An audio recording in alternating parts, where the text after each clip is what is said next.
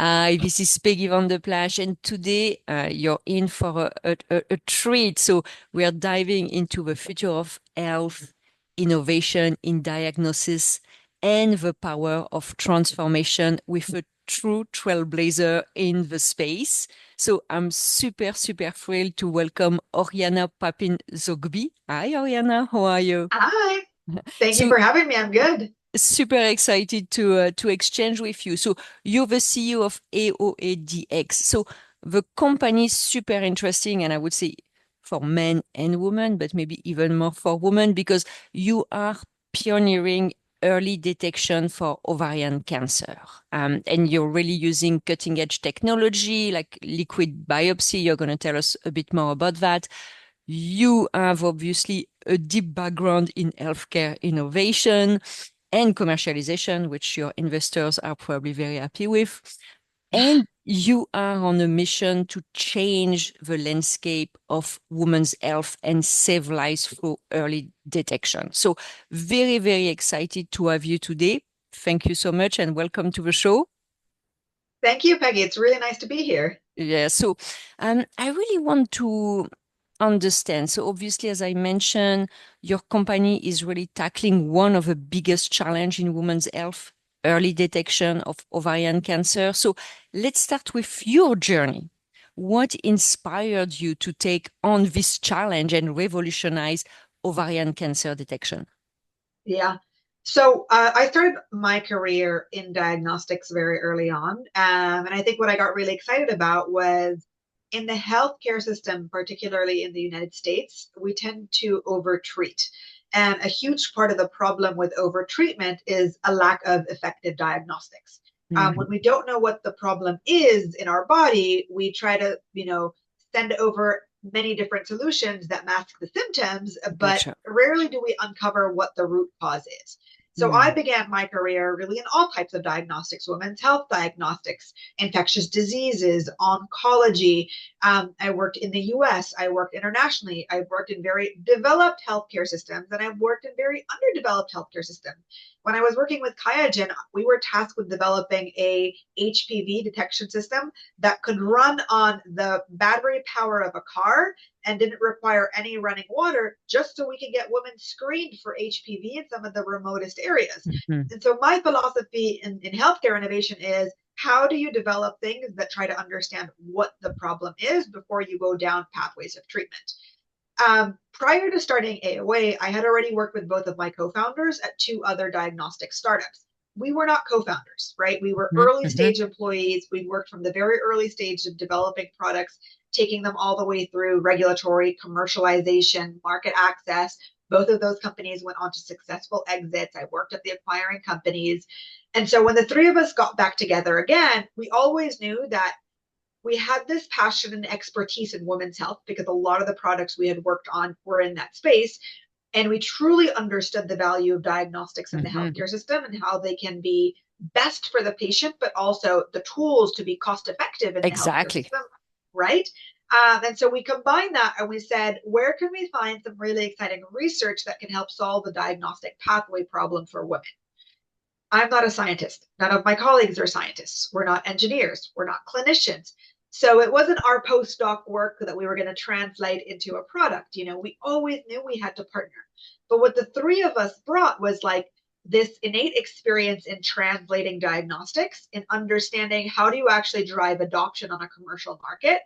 And we mapped out a number of different clinical workflows where the problem was not having a diagnostic. Mm. Ovarian cancer was one of them. Mm. Endometriosis was another. Yeah. Preeclampsia was another, right?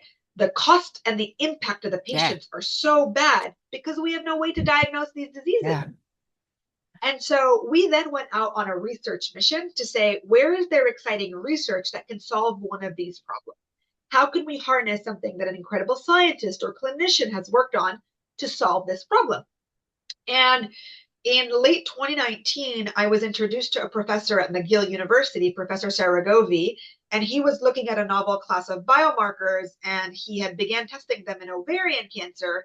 And he had some very early research and a strong hypothesis around being able to use these biomarkers in the blood to help diagnose ovarian cancer early. Mm.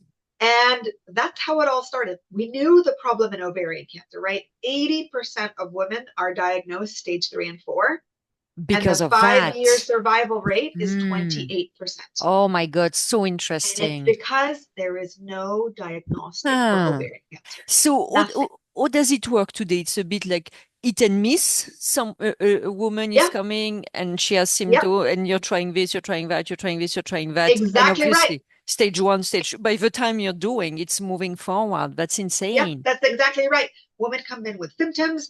On average, in the United States, it takes 9 months to get a diagnosis. Yeah, They do so a hit and miss. So let's try this.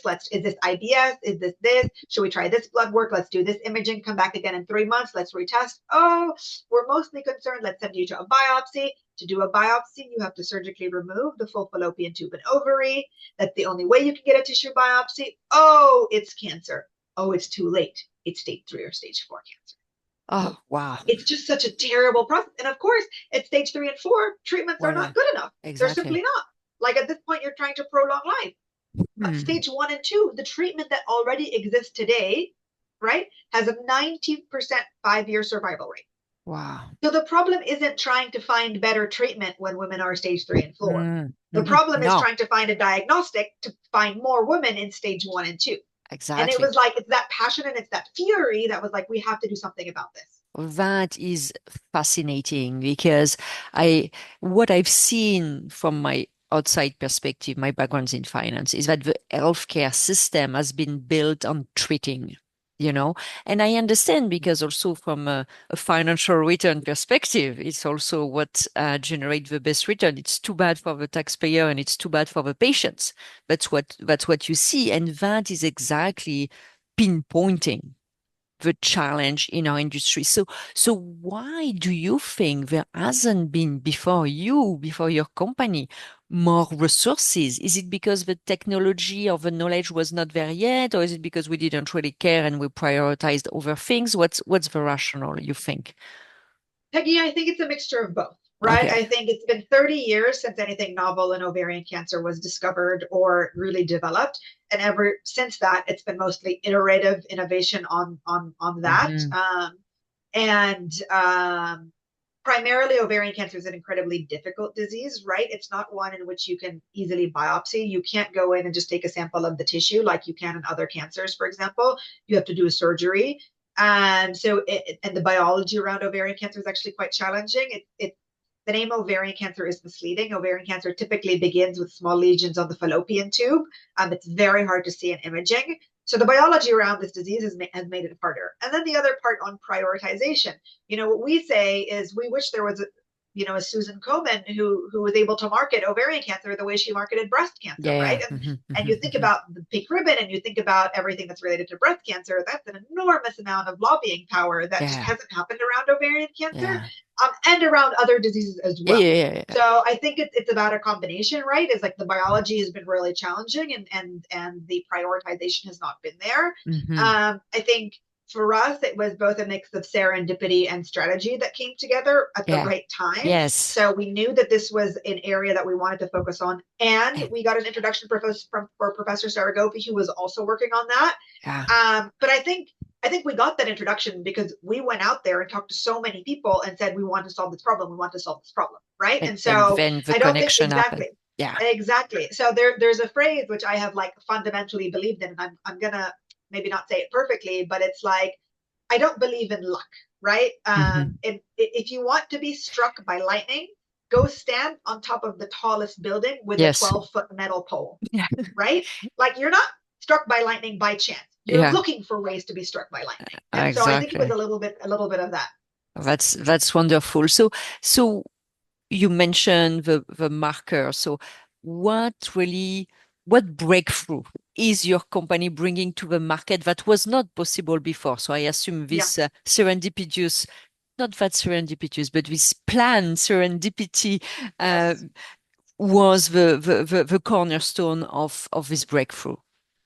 Yeah. So what Professor Saragovi began looking at was the expression of lipids, and in his work specifically glycolipids that were essentially emerging from the tumor cells and being shed into the blood. Hmm. And lipids as a biomarker, especially in cancer, have really not been developed or or translated into diagnostics, right? There are some lipids that we look at for other diseases, but a lot of work that has happened in oncology has been around proteins, circulating DNA, Okay. circulating tumor cells, circulating RNA. So what he was looking at was a new class and was saying, what role do these markers play in cancer? And in understanding their role, can we detect them to help identify cancer? And so that's really the breakthrough in the innovation and where it began. Since that work, we have gone forward with a more multi-omic approach. And we said, okay, a lot of what we see in cancer research is let's target this class, let's target this class, or let's target this class. The problem with that is our bodies aren't made up of one class of Yeah. biomarkers. Our bodies are made up of a mix. And in the last decade, the power of multiomics has really started to show itself in the industry, which is how do we combine different features that can orthogonally complement each other? Like Hmm. one biomarker is better in early stage, but maybe one biomarker is better in late stage. One biomarker can Gotcha. help differentiate the specificity. How do we combine all of that? Yeah. And now, with the power of machine learning and data science, really being able to do that so much more efficiently and so much more effectively than like individual scientists really scraping through those data. And so what we've been able to do is really take a novel lipid approach, combine it with some existing work around proteins, build really strong data science and machine learning to allow us to put all of that together in a way that enables very accurate diagnosis for ovarian cancer. Hmm. So we might not have been able to even do that 10 years ago because Yeah, everything related to, again, machine learning, they might not have been there anyway. So that's a yeah, good, makes me feel a bit better about it. yeah. One Yeah, question so much has advanced in terms of yeah, instruments, right? Even the instruments that we use, their ability to detect the lipids, right? It's that has advanced in the last 5 to 10 years. And yeah, so much of this, some of it is we could do what we could do with what was available to us yeah. in the last 20, 30 years. And some of it Yeah. is, recent advancements in technologies allow us to take the next step forward. Yeah. Yeah, yeah. And it was not just because, okay, women's health was on the side, ovarian cancer was too complicated. It's also, the tools might not have been there. So does it mean that you're going to be able to detect ovarian cancer with a blood test? Is it what it That's right. means? Oh my That's exactly God. what it means. And so at the end of the day, the product we're developing is a blood test. We're working specifically on women that go to the clinic with these vague abdominal symptoms and they say something is wrong, but a clinician cannot differentiate what is the root of that wrong, Hmm. right? Hmm. Hmm. And so with a blood test, really be able to determine is this ovarian cancer or is this not ovarian cancer? Hmm. And much in that first appointment, be able to guide that patient to the next level of care, whether that's referral to oncology, whether Yeah. that's further imaging, but get her much faster in the clinical Yeah. workflow, give her that diagnosis much sooner, and really give her a much better chance of survival by being able to catch this Yeah. disease much. And couldn't it be actually in the regular blood tests we take every year? Like, but people do that, Yeah, but as women, like, or is it because yeah. it's too expensive, or what would be? Because we could do that No, without. yeah. So there are a number of different diseases which we screen for. I think breast cancer over the age of 40, you do a mammogram. Yeah, Prostate exactly, cancer has a PSA test, right? You do your pap smear every exactly. year. The challenge with ovarian cancer, it's not impossible, but the challenge with ovarian cancer is it's a low prevalence disease. That means that Ah, there are okay, very few women that actually have the disease, as opposed to like breast cancer, which tends to have a bit of a higher prevalence. I understand. And so when it comes to the healthcare costs of an entire system, Mm-hmm, mm-hmm. sometimes it can be that you would be testing millions of women to Gotcha. find the very few that have cancer. Okay. And in some healthcare systems, the health economics for that makes sense. The US struggles a lot with screening, right? You see Yeah, maybe what's going on in a political landscape around getting screening for multi-cancer blood tests, yeah, how long it took for breast cancer to get there, for the age guidelines to change. So it's not impossible. It's simply that the time frame and the economics to do that tend to be longer. yeah. And so the Mm. way that we've decided to begin is that 90% of women with ovarian cancer experience symptoms. The vast majority experience symptoms, right? They go to a doctor and they say something is wrong. And over 80% experience them 12 months before their diagnosis. So they've been in the Mm. healthcare system for a very long time. And so we said we can start there. We can target that population where, it makes a lot more sense to start Yeah. screening there, start testing there, I should say, and then from then grow on to other indications in the future. Mm. So that's interesting because so I'm 47 and 3, 4 years ago I started having, belly pain, whatever. Anyway. And so I went from doctors to doctors, and everyone was like, "Well, it's your age, perimenopause, and da da da." And I even had doctors, like literally, they would not even touch me. They're like, "Well, come back in 6 months if you're still in pain." And I was just like, "Okay, that doesn't really seem to be the right approach." And anyway, I finally found the problem. I had a parasite. So, but I found it Come back very, again in 6 months. Like, yeah. and that's and That's that's the why, problem, Peggy. that's That's the exactly problem. why, And that's what happens with everybody. It's like yeah, tolerate your pain until you cannot. yeah. Women with ovarian cancer, 30% of them, before they got their diagnosis of ovarian cancer, were referred to a mental health specialist Oh, and yeah. prescribed an antidepressant to manage their pain. Yeah, 30%. exactly. Exactly. 30% of these women were go told it's in your head. Yeah. And It's and that's insane. and that's my worry. And that's, Yeah. because it is will the doctors prescribe the test? And that's the second, I guess, the second challenge. That's why I like things that are almost automatic. And I understand what you're saying with percentage and the cost associated with that, which I'm sure when you really do the math, the cost of treating someone stage 3, stage 4 would still be, I'm sure, less expensive, that Yeah, and testing that's woman. exactly the math that we have to do and we have to show. Yeah. But you're absolutely right. Look, and in this case, when it comes to ovarian cancer, we have surveyed hundreds of doctors around the world. We have spoken to these clinicians. I sold a lot in my career. I sold a number of different technologies to a number of different technicians, and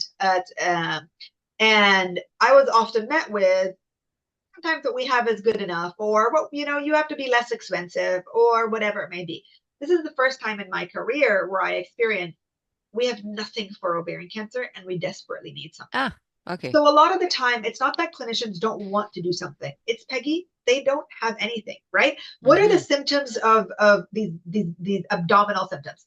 They need to know, is it endometriosis? There's no diagnostic test. Yeah. Is it irritable bowel syndrome? There's no diagnostic test. Mm. Is this a mild fibroid or a cystadenoma? Yeah. Hard to differentiate in imaging. Is this ovarian cancer? There's no diagnostic test. Is Yeah. this pregnancy? Okay, that's something we can test for. But like Yeah. everything, is this menopause? You can't test for that. Yeah. Like Yeah. you cannot test for all of these things because Yeah. they don't exist. So even Yeah. if clinicians want to do something, their hands are tied. They Mm. don't have options. Yeah.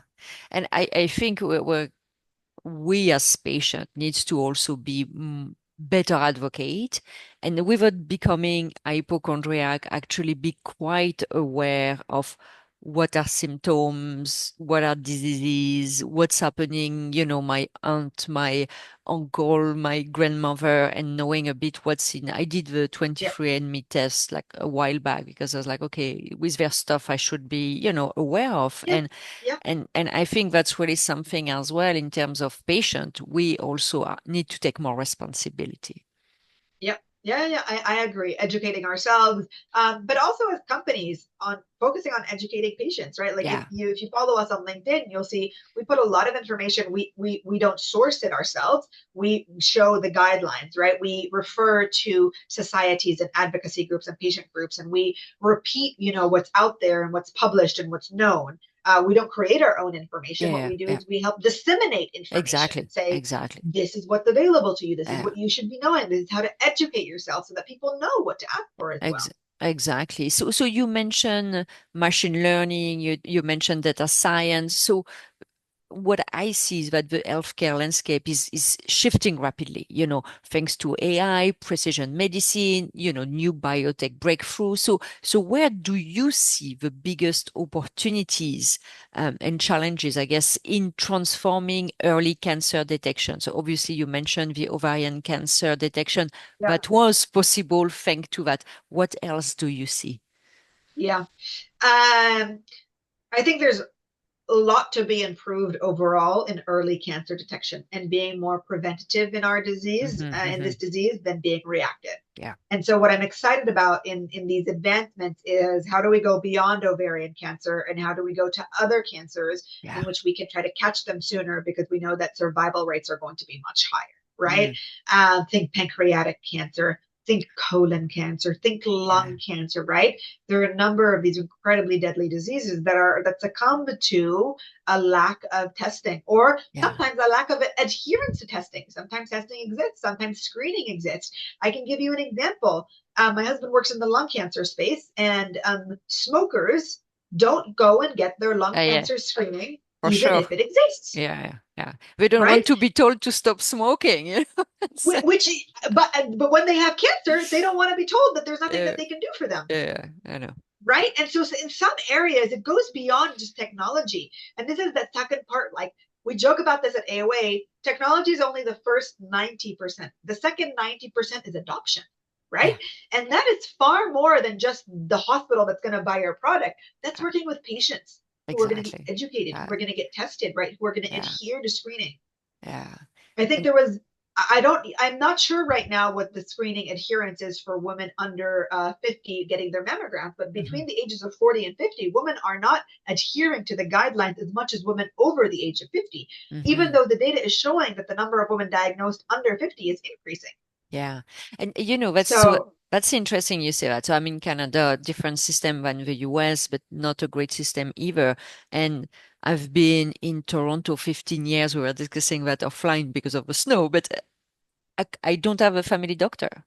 I had to, I have to pay private medicine in order to get myself, tested every year, what my blood yeah, test, my finger. So there is also the challenge of not adhering to the test because, well, there is no one who can yeah, actually put you in the access. system.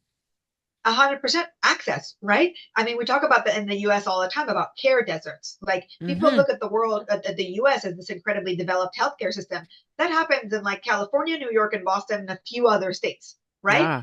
Most other places in the United States, especially central US, there are a lot of what we call care deserts where Yeah. individuals have to travel hundreds of miles to see a Yeah. doctor, or the access to technology is not available to them, even Hmm. within the US. Yeah. Or the bane of my existence, reimbursement. The Oh. US healthcare system is so disjointed when it comes to Oh. reimbursement. You have Yeah. Medicaid, you have Medicare, and then on top of that, you have private payers, right? Yeah. And it's so state by state dominant, and it's employer, and now you have this emerging employer market. And so individuals who are maybe the most educated, who work in the right cities, if they don't have a certain type of insurance, also don't have access, Yeah. even though the lab next door. So it's Yeah. so complex. Yeah. Sometimes people ask me, they're like, how did you end up in diagnostics? And I'm like, honestly, again, like strategic serendipity, we'll Yeah. call it, but now I'm here and I can't leave it. Yeah. But there are challenging Yeah. problems of Yeah. that are beyond just your control. As much as Exactly. I'd love to reshape the entire healthcare system, that's out of my Exactly. control. Yeah. So I have to figure out, how do I work within the healthcare system? How do I challenge it in Yeah. places where I feel it can be challenged to benefit the end goal, right? What is the Yeah. end goal? Women being diagnosed with ovarian cancer earlier saves lives and reduces costs. Yeah. Exactly. So, Exactly. how can I do that within the margins that I've been given, Hmm. but also what we call is what, like, breaking the rules just a little bit, right? Yeah. Like, because Hmm. if you stay just within the margins of the healthcare system today, like, you won't advance. It's like a You have straight to, jacket, like, yeah. exactly, you gotta push it. You gotta know where you can Yeah. push it just a little bit. Yeah. Well, and that's a great segue for the next question, which is public policy. Because public policy, obviously, it plays a role in advancing innovation. It also plays a role to block innovation, kind of. So Yeah. what would you like to see, whether to accelerate, what you're working on, obviously, early cancer detection and, make diagnostics more accessible. Reimbursement. The Reimbursement, that's your biggest number area one. where public Okay. policy needs to catch up with innovation is on reimbursement. Is Interesting. really thinking about how Medicare is covering technologies for individuals right in that population. It's really thinking about how to work with private payers. It is so disjointed today. The cost burden to develop the evidence and the timelines Mm. that it takes Mm. for innovation to get paid is killing diagnostics, Huh. right? Because the journey is not streamlined and the costs are so heavy. So Yeah. even when you have your FDA letter in hand or your LDT validated or whatever it says that this is clinically safe, that this is valuable to patients, it can take 2 to 4 years for a payer to start paying. And in that time frame, you don't have the money to stay alive, Yeah, you're that's the killing thing. innovation. You're That's the killing thing. innovation. Hmm. They're just folding. And it's so tragic to the system. So are you looking at other countries, maybe? But We do. yeah, Yeah, my because co-founder is based in the UK. The okay, NHS obviously has a different system. It's a more streamlined system. yeah, Not saying that it's perfect. Certain European countries have like tender-based systems, and so we are simultaneously looking at both our FDA authorization and our CE process yeah, to essentially be able to do that, right? Like, how can yeah, we drive revenue sooner exactly. while you anticipate, yeah, your time here, yeah, Yeah, because it's always the same thing, especially as a young company. It's one thing if you're doing this type of research within a uh, big pharma type yeah, situation, but you need to have revenue coming, stay alive yeah, before you're yeah, able to actually revolutionize anything. yeah, And, geographical arbitrage in the context of healthcare, I think it's so important to look at yeah, other absolutely, countries. yep, You're facing different challenges now because I assume it's very different regulation, different system, but maybe it's worth investing, understanding that, yep. building new contacts. And Yep. so You also UK, develop real world evidence as well at the same time, right? It's hmm more patients and studies, more patient data points. And so it's something that yeah, like you can develop additional evidence as you're going through that process. yeah. So was UK the market you opted for because it's Anglophone and maybe you had contacts, or is it because it's the one that seems to be moving the faster and that was the most open to your No, solution? it's Anglophone. We had contacts, we had strong Okay, collaboration there. My co-founder has been there his whole life and knows the market really, really gotcha, well. gotcha.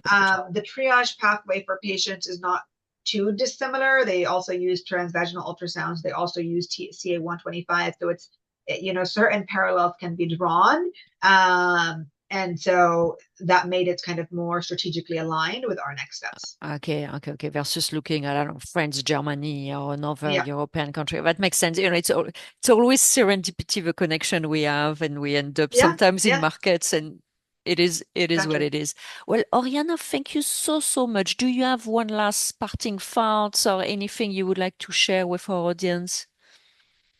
This conversation has been really exciting. I think, what I want to leave people with is the power of diagnostics is truly transformational, and understanding the root cause before we dive into treatments is what's most important for patients. But at the end of the day, is also what the only thing that's going to drive health savings in the healthcare system. So Yeah. I'm really glad you invited me, and thank you for this conversation. No, thank you so much. It was like super enlightening, very interesting. We touched in so many topics, and I think people now they can also connect the dots. Reimbursement. Well, that's nice to have diagnosis if so there are a lot of things that also needs to be thought through.